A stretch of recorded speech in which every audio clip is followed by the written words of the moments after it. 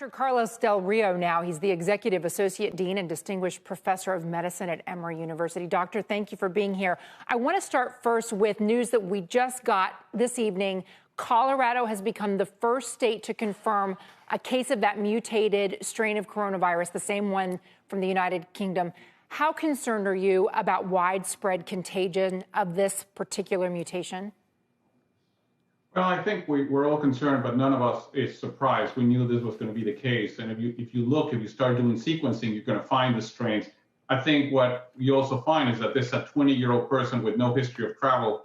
And if this person had no contact with anybody who's traveled to the UK, it clearly shows that this strain is already being transmitted in the US. So what we need is to ramp up. As we're ramping up vaccine, we also need to ramp up genomic sequencing in our country. We are way behind in genomic sequencing, and it's very important that we start doing that much more than we currently are. When we look at the slower than expected rollout of the vaccines, Operation Warp Speed said, look, one of the problems is there's a lag time between the shots as they're administered and when it's being reported. Is that the only problem?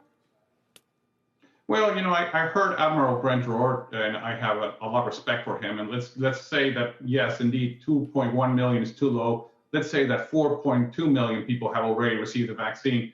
That still puts us way behind where we want it to be. We want it to be by the end of this year, which is only 2 days away, at 20 million vaccinations given. So, yes, our ramp up has been slow. We really need to change that dramatically.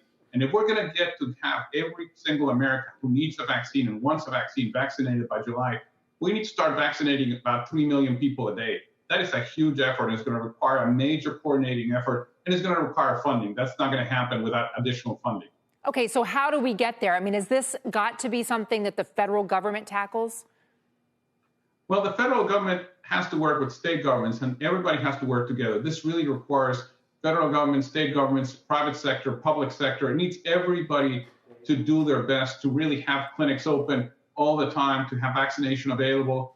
But, we have underfunded public health for years. And right now, it's really hard to find employees in public health that are not busy who can start doing the vaccination. And if you look at hospitals, also because of the surge in patients, nurses are busy, and you cannot have them, also be in the ICU and then go and vaccinate in the clinic. So you have a problem with personnel, you have a problem with staff. So we need to be creative. We need to come up with ways to get, medical students, nursing students, and others trained to start administering the vaccines. Because if we don't do that, we're not going to reach our goals. Shepard Smith here. Thanks for watching CNBC on YouTube.